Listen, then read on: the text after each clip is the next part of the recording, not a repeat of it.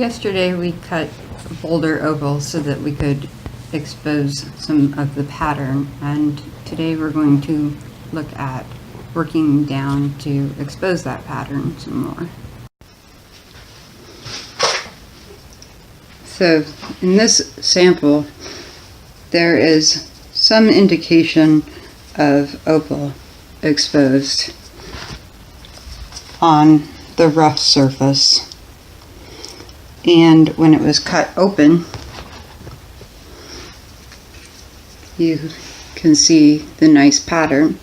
And there's the pattern along the edge with the opal kind of radiating out to the edge. And then there's some nice exposure within it. So in order to really reveal that, you have to cut the rock open and see what's inside. So this is the bulk piece that I've been working on, where I exposed some of the flash in one section, and I'm going to try to cut another section to expose the pattern.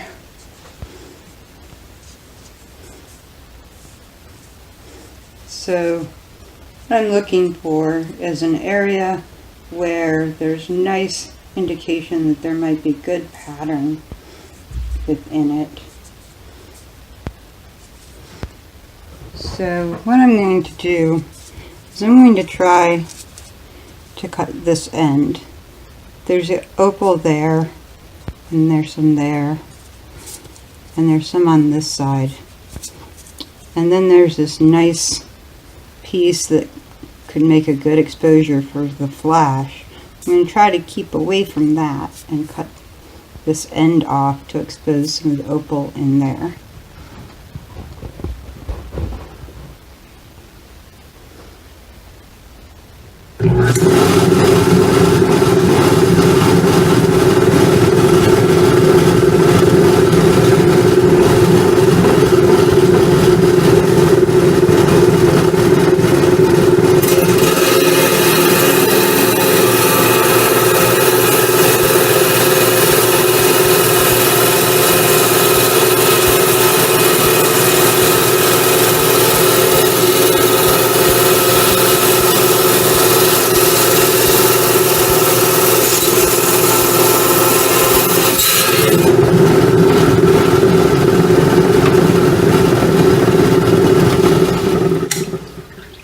One of the things about this is you can't see into the rock, so you never know what you're going to expose.